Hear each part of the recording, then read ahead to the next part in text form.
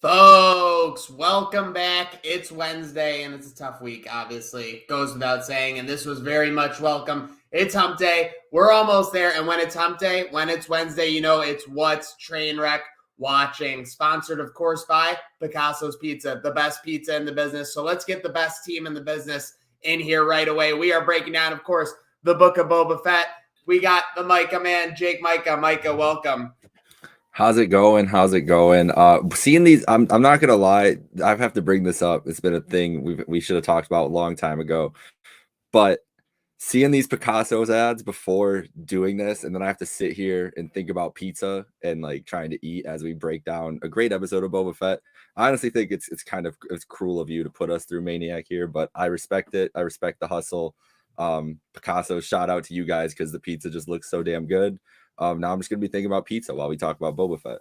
So I just wanted you guys to know where my mindset is at actually while we're sitting here podcasting. We're open. That's very fair. But one man who doesn't have to worry about his mindset being distracted because he's always focused on the cinema. He's always focused on the drama.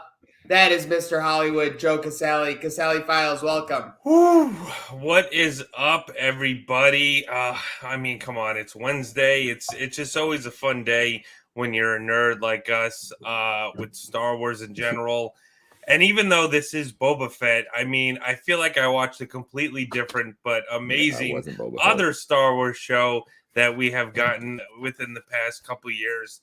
What a fantastic episode. I can't wait to break it down with you guys. It shocked me. It just was like completely took me off guard, but in the best possible way because it's exactly what I needed from this era of Star Wars for sure. I can't say enough. Absolutely. So let's hop right into it. Obviously, Book of Boba Fett, Chapter 5. Spoilers ahead because right off the gate, this reminded me, we always compare these streaming shows, reminded me of the Kingpin angle. They kind of teased him at the end of the one episode, and then they went heavy with him right in the next one. Mando or Book of Boba Fett does the same thing. They teased Din Djarin at the end of last week's episode, and this week it is all Mando, Casale. Absolutely. I mean, this should be called The Mandalorian, this episode. This takes place right after where we left off season 2, Mando, and I mean that's been my favorite new Star Wars. I mean, that they put out. So I was already in. What a way to kind of start off this episode. It was kind of cool too because it just kind of really took place right after him leaving Grogu with Luke and kind of finding his way, finding what he really needs to do. He needs a ship, all this stuff. And I mean, come on, this was just it's just so great to see Din Djarin back on the screen. And it's just, I mean, what a way to start off this episode for sure. Yeah, I was not expecting this full-on assault of Mandalorian, but we've talked about how interconnected these things could get. I mean, we obviously know everything that's coming out in the future and everything, and they're setting a pretty a very exciting precedent, honestly, with this episode because they basically told you, Jon Favreau and everybody working on all this television Disney Plus streaming universe of Star Wars is that, listen, you could have a show about one person, but we're bringing in the spinoff to settle the ratings, something like that. Like of all these big spinoff shows, like we're not afraid to let this guy come in, take over and cook and kind of give us a whole different dynamic to a season. It was just very interesting just to see where it's going to be coming up in the future and everything. But for right now, just enjoying this episode. I mean, it's the most fun I've had all season, and that's just a credit to Jin. Yeah. Most definitely. Very exciting. And obviously, it was a great episode right off the gate. Seeing Mando, seeing him right back up to his work, seeing the respect everyone has for him. Love the scene when he delivered the head. And I think it was, I don't know if it counts because there's probably so much green screen, but it was like a one shot because it followed him right. Oh, yeah. It went all the way up in the elevator. It came out. There were no cuts. It went around the table, and then it walked back with him to the elevator. So it was pretty sweet. I enjoyed that, obviously. And, yeah, seeing him take his weapons out for the commercial flight, like, pretty hysterical. I mean, there's just a lot to enjoy. It felt like a Mando episode. You said it right. Really did.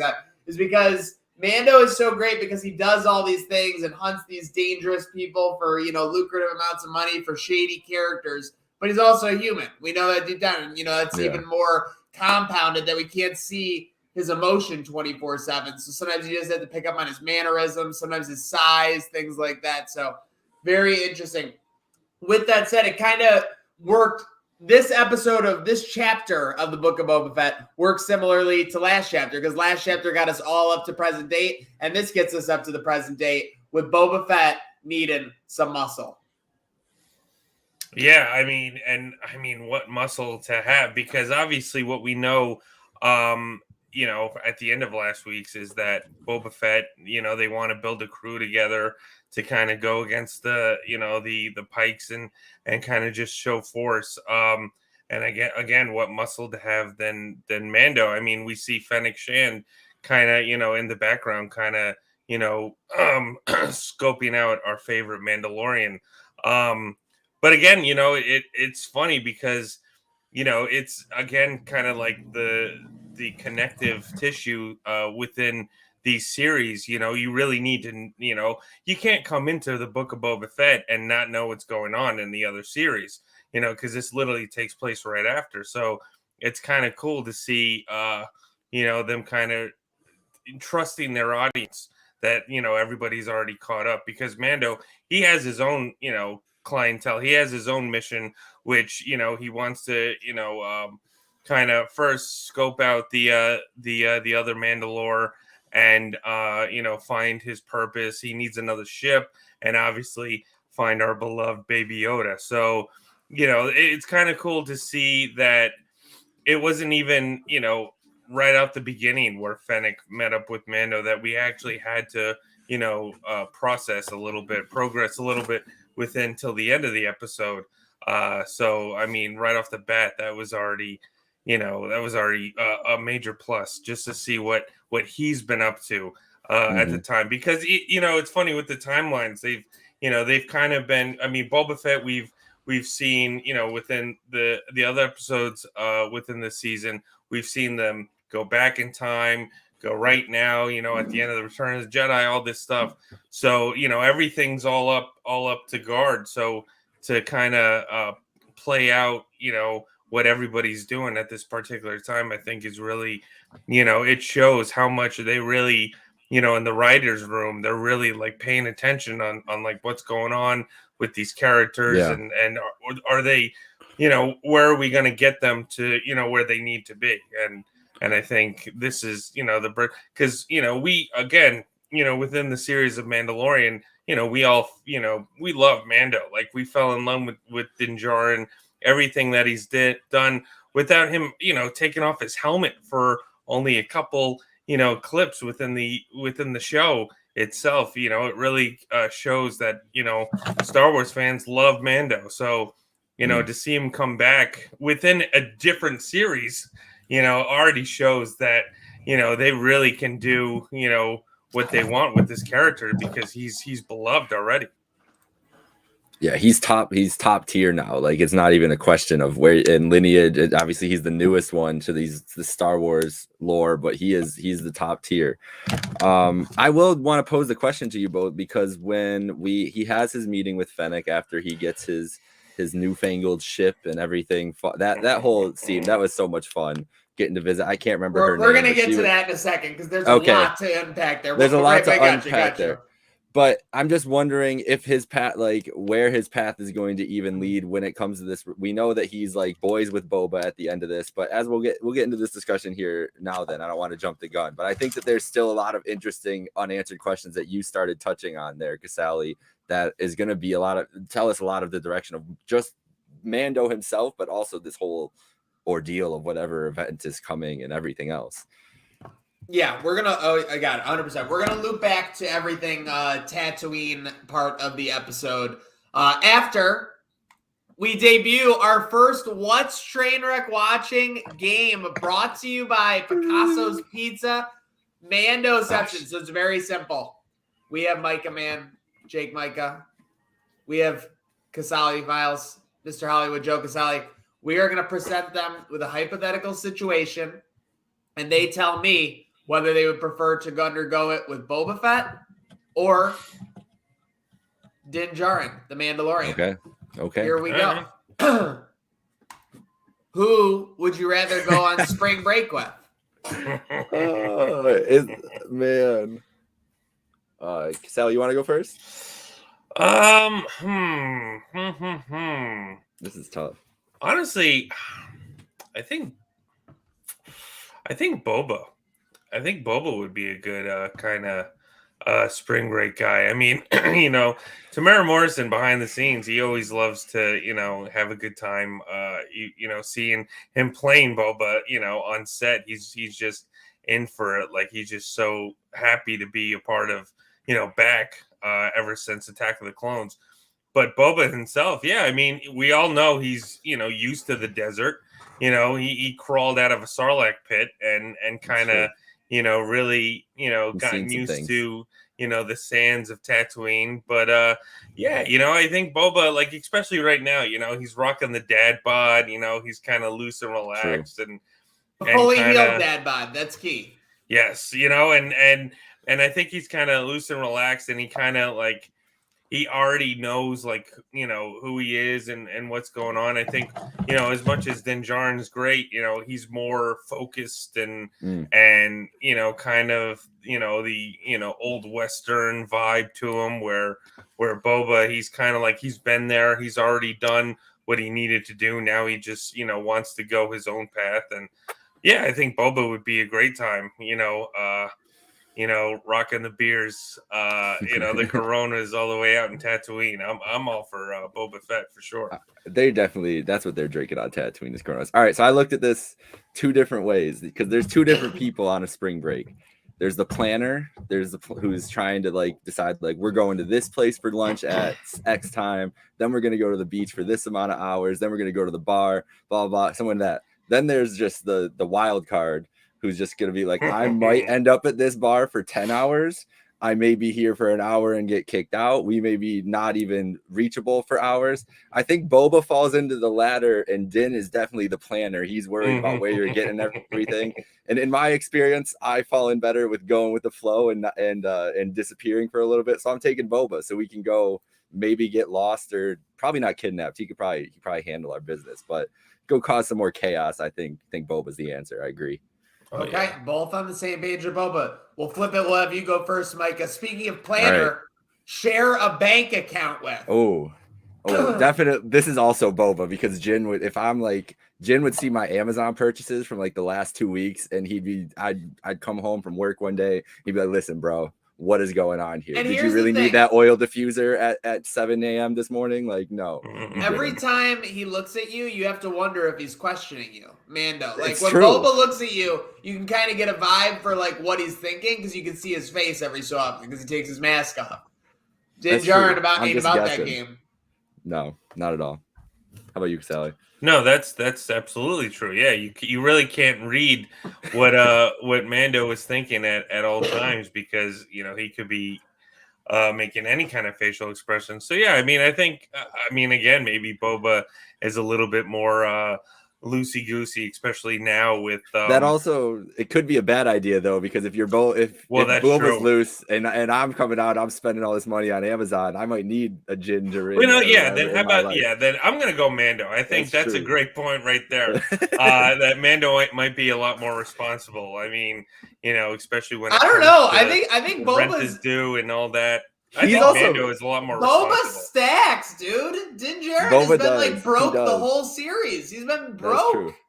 Yeah, we just saw this man turn down money like 4 times in the same episode, so he might not be the best person to share. Although you gotta admit, he always looks cool doing it, and we'll get to that in a second. We got 2 more to go here. Okay, if you had to be college roommates with one of them, you want to go, Sal? You want me to go? College roommates. Could you imagine the Mando at a party? No, Boba. I'll go Boba again. Boba knows how to party. Boba knows how to party. Boba knows how to party, but Boba you might have to like go get him out of some like crazy shit. And be like, bro, how did this even happen? Like Jin just might be like, they might be like, yo, what's his deal? Like, but at least he wouldn't be off cause I'm just assuming Boba would be more chaotic with alcohol in his system. I guess that's the assumption, but I feel like he would be, and Jin would probably just be, he'd be under control. He might get a little tipsy, but he'd at least be able to like calm down and handle some shit if he needs to. But hey, if Boba's the DD, I mean, getting a ride home in the Slave One would be awesome, especially when you're a couple of beers in. That would be dope. That would be dope. That would be sweet. Okay, and last but not least, this could be another double Boba. Let's see. Who would you want to watch Star Wars with? Boba or Mando? The thing is, I'm not getting any reactions out of Mando. Boba's probably giving me some good intel. Yeah, but Mando, I think with Mando, he obviously, I'm sure he knows a lot that went on, but Mando, he's still been in behind the scenes. So there's a lot of stuff going on that, you kind of share, the first experience with Mando. With Boba, you already know the prequel stuff because that's what his father went through. And then, the Empire and all that stuff, he'll kind of be like, he'll kind of be like that one friend that kind of just spoils the ending for you, or like say, "Oh, get ready to see this part," So I think it'd be fun to watch Star Wars for the first time with Mando, because that'll kind of be like a nice experience you can share together. Yeah, I wouldn't want to watch Attack of the Clones with Boba. That would just be a really awkward experience. That would be tough. Or what about Return of the Jedi? That's not even great. Yeah, well, no, not great. I would love it to watch. Like Empire Strikes Back with Mando, because then once Yoda pops up, he'll be like kind of confused for a second, like, wait a minute, what is that? That would be. Seeing an old man Grogu, Mando would get emotional. Mando's an emotional bro, just like we were learning that Boba is with those animals. Come on now, that's true. Making baby banthas, but. That is our first edition of Mandoception. I thought we had a little fun along the way. That was great. Speaking of having fun along the way, everybody says it, and again, we talked about this at the top of the episode. It was a Mandalorian episode, and everyone's saying it's the best of all the Book of Boba Fett episodes. That kind of stinks. It kind of cooked Book of Boba Fett a little bit. A little bit. Yeah, it's kind of, I mean, I have been enjoying what we've gotten so far with Book Boba Fett. I think there have been some episodes more than a few that have been kind of knocking out of the park, and then some that kind of been slowing the way. I think with what Mandalorian has done, the first 2 seasons has been great, new kind of, even though I would say fresh, but it's still, it's still in a similar territory. So to just be right back, with Mando, I think that's kind of some nostalgia already, even though Mando has only been new for a couple of years, so I don't want to, again, I think it's kind of I don't even want to say unfair. But yeah, it's just to see Mando back. Like Boba Fett had, I love Boba Fett, but I think what they're doing with Mandalorian and kind of, paying homage to what's come before and having fun with it and whatnot, I think that they really got something special. So to see, I think for all of us, Boba Fett was our first love, but the Mandalorian is who we fell in love with. Absolutely. I 100%. So now it's tough. You're looking back at you're reminded of everything that can be with Boba and how excited it makes you feel young again. It makes you feel electric, but that's true. At the same time, when Mando was walking through and he was darksabering those 6 those 6 nonsensicals in the beginning, it was just electric.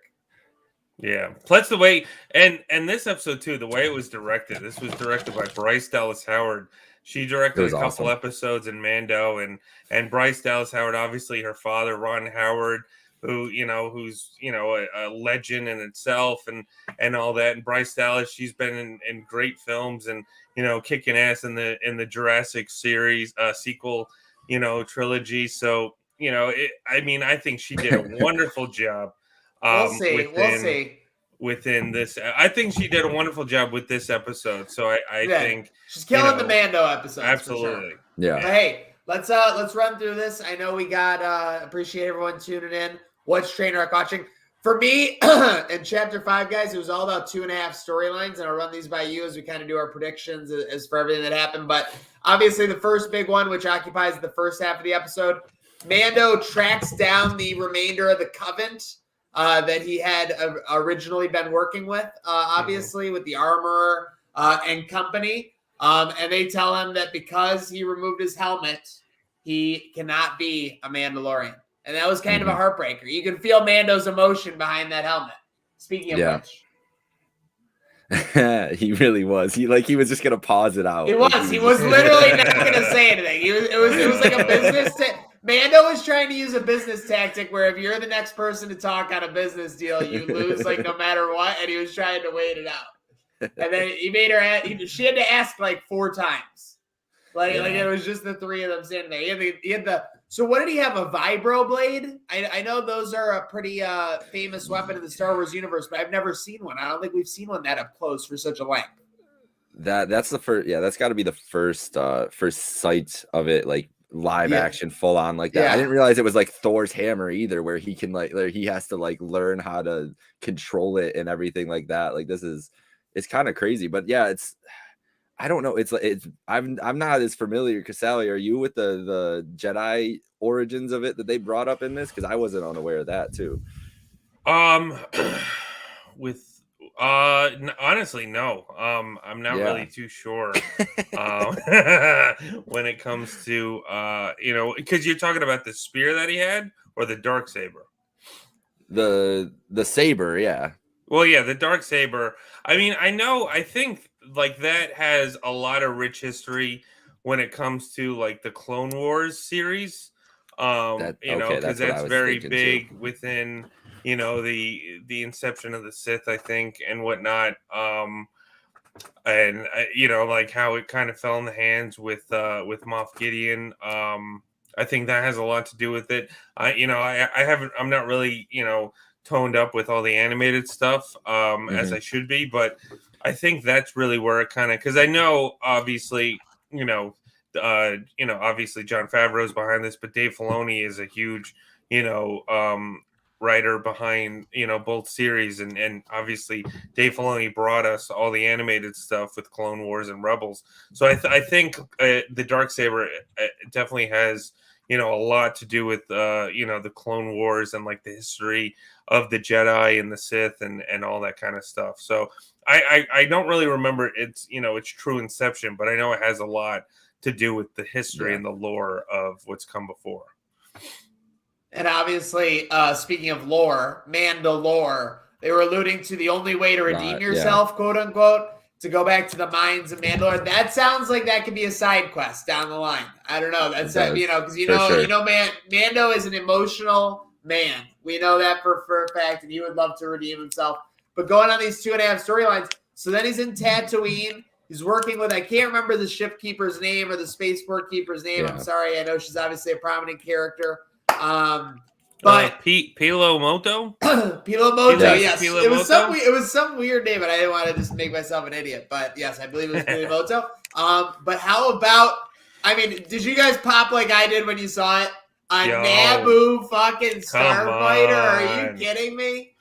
Come on. It's that that's what that's what I loved about Mandalorian is it pays homage and has like little Easter eggs that like if you really know a lot of the series. Obviously the starfighters are very, very clear to see if you're a fan and a prequelist like I am. So but that's what I always loved is they have their cake and eat it too, and to have a starfighter pop up, again, it's kind of like holy, like I didn't expect that, so to have that come up in like the history within the ship, because obviously when Darth Vader was a very young boy, Anakin Skywalker, he hopped on the starfighter and helped win the war between the Trade Federation and Naboo in episode 1. So obviously that's a very important piece of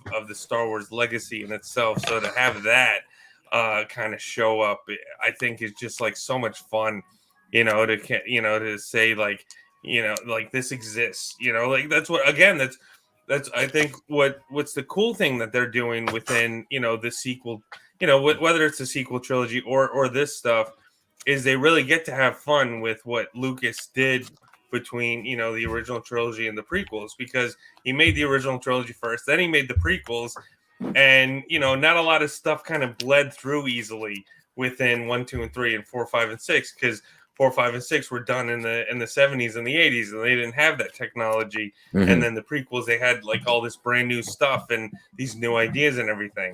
So I think what's great about these shows is they're actually kind of enhancing, you know, saying that these, you know, still exist within this world, and they're still like kept underground, you know, because I'm sure the Empire, you know, didn't want any of those, you know, kind of hanging around, you know, to try once the, you know, the Republic fell and the Empire rose, you know, I'm sure they had a lot of great doing with, you know, disbanding all, you know, that kind of technology. So to see it, you know, kind of show up on Tatooine, no less, I thought was really special. It was my favorite. I mean, one of my favorite reveals they've done on any of these Disney Plus shows. I was so excited to see that. Also, the little thing about after the first of all, and this is from the Ringer article reading earlier as well, the shots of him flying through the mountains, almost exactly the same as the pod race. If you look at it cap by screen cap, that's how I felt. That's exactly how I felt. And after when he gets out and she asks how it handles and he says wizard, that's exactly what it's exactly what one of those little kids said to Anakin after his pod race too. So it was all the Phantom Menace vibes, all the pod racing vibes. It was awesome. I gotta say two things that Mando did, or three things that Mando did that were the coolest things ever. One, he ran from the police. Two, he said wizard about how it handled. And then 3, when he got a big bag, he just threw it back and said no charge to Fennec Shan when she was driving. I mean, it was pretty sweet. Oh, yeah. So, that was baller. Obviously, guys, as we're wrapping up on What's Training Our Chapter 5, we got 2 episodes left. It's time to go to war, and we got our muscle. I love how we wanted our muscle. Like you got the super team trying to form because we got a Hulk. No, we got a Mando. Mm-hmm. No, yeah, I mean... And the Pikes got teased a little bit in this, right? I believe they were mentioned, like, you know, that they're ruthless and, you know, they got pushed a little bit. They got built up. Yeah, you know, I mean, for having 2 episodes left, this episode just, like, coming by out of nowhere, you know, I mean, obviously we had the tease, you know, last week, so we kind of expected to see, you know, some, you know, our favorite Mandalorian pop up, but to have this kind of, you know, set us right back and really, you know, have him, you know, kind of stand his ground and kind of, you know, continue his story as well. You know, who knows what to say, what they have up their sleeves. If we got any more surprises coming, honestly, you know, who knows? I'm never going to say never anymore because, you know, obviously they really can do whatever they want. And, you know, it's crazy that we only have 2 episodes left to kind of, you know, wrap up, you know, this storyline, because obviously we know that there is a season 3 of Mandalorian coming within, you know, I believe it's coming the end of the year. I know they're shooting it now, so it kind of, you know, made sense that, you know, Mando popped up now. So I mean, who knows, but I'm excited, you know.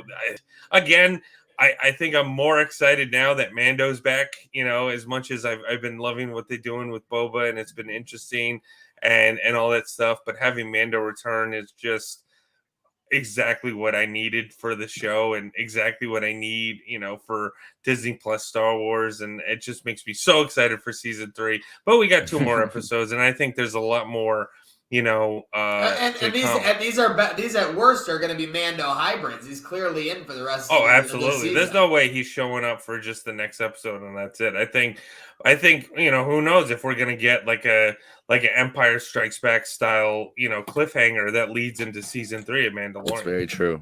Well, he said though, didn't he say at the end that he has to go do something first? So he's gotta go check in on his little guy. Oh, I forgot. So where's little guy? Where is he? Does he have? Is that Tatooine still? I mean, where the hell is Luke Skywalker in the universe at this point? And I mean, I guess there's a lot of unanswered questions there. Go ahead.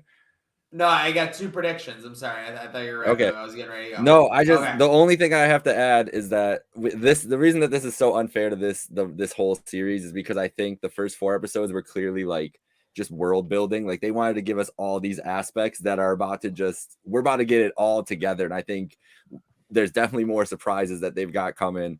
There's definitely going to be like all action, I think, in these last 2 episodes, because we know all the players now. Like, they had to go through all that. It might have been a little more tedious, not as exciting as Mandalorian and other ways, and that's valid. I mean, it's just true, but I think it's shaping up to be something. What are your 2 predictions, Maniac? I got Boba over the Pikes, even though I know Boba's like minus 1,000. But the season's gonna end, and it's gonna seem like all is good. And he's got his area on Tatooine, even if it's just like a part of the planet. And then Tatooine, the season will end. There'll either be some kind of signal that an invasion is coming, or that like a ship will come out of hyperspace, a destroyer, and it will be Grand Admiral Thrawn. Teased in Mando season 2, and he continued to combine the worlds. Yeah, I could see that. Yeah.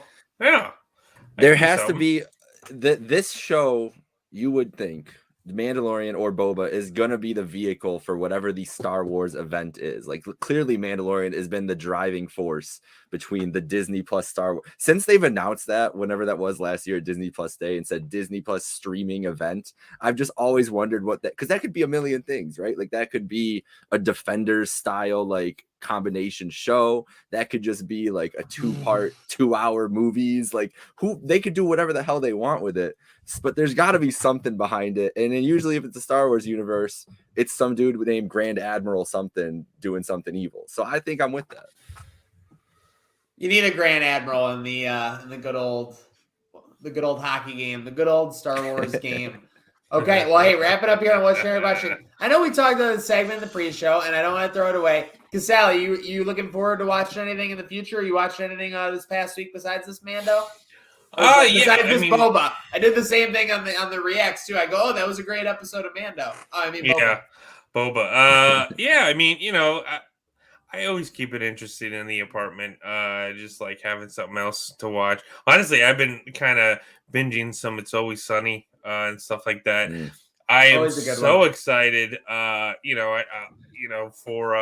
for the new Jackass coming out next week. I know we still got a week's away, but I am beyond excited. Jackass has been a franchise that I have loved ever since I was a little kid, and that, it kind of shaped my, in a weird way, it kind of shaped me into the person I am today with my music taste and film and all that stuff. So, I mean, for them to do another one, even though we don't have Bam coming back, which is kind of a bummer, even though he needs to get better soon, but, to have Jackass on the big screen, I am beyond excited for that. Even though it's still a week away, I can't stop thinking about that one. Yeah, Jackass is gonna be fun. I've been taking advantage of Seinfeld on Netflix. Can't go wrong with Seinfeld. It's a lovely show. You should all watch it if you've never watched it. But a show that I'm sure that we'll talk about maybe in the future for a future season that I'm still not caught up on. I'm almost done with season 1 is The Boys. I've been watching that. Forgot I was going into that since Peacemaker started up, and Boba I've been slacking a little bit more. But what a great suit. I mean, I'm locked in, bro. Like, that show that has everything. So getting through season 1 and 2 of that. Anything new you guys have to recommend though? We can all, I'm open for all and every shows. I'm so bad at, honestly, other shows besides superhero content. I usually just fall back into my ways. So I'd love to hear about it.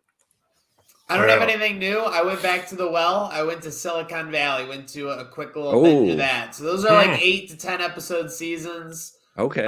The episodes aren't too long or whatever, and it's pretty hysterical. I mean, the guys at the company are pretty funny, but then you got Bachman, played by TJ Miller. He's hysterical. And then I can't remember his name, but the guy who plays Gavin Belson is like an illusion of, Steve Jobs, Bezos, like all melted into one character. And it's like so funny. Like, I mean, just some of the shit they do. I mean, it's so funny. I started watching actually quickly. I started watching How I Met Your Father. I saw you were a little let down. I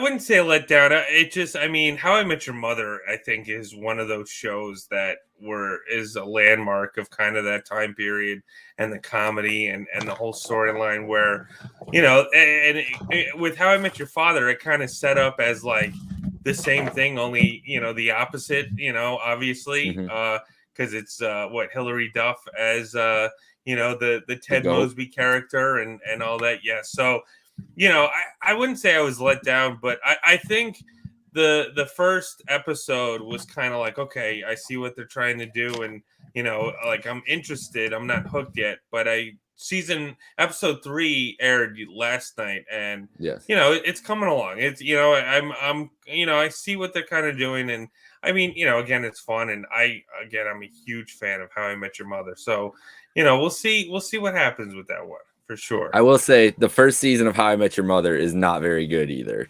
So I haven't watched How I Met Your Father. I watched the first episode. I didn't watch 2 and 3. My brother was watching 3. But that's the same with all shows, Yeah, I was gonna say the first season is always the tough one. Seinfeld season 1 sucks. Tough, The Office tough. season 1 not nearly as good as Tough. like the rest. Like they're all like way worse. Breaking Gotta Bad find is it. Like like I brought up barely... before, I love It's Always Sunny in Philadelphia. The first season is tough. Well, I think that's an easy one to say. It's better because the show just stays in the bar basically. Well, like, yeah, but it is tough. But then obviously once Danny DeVito comes along, that's when big time it's upgrade. amazing.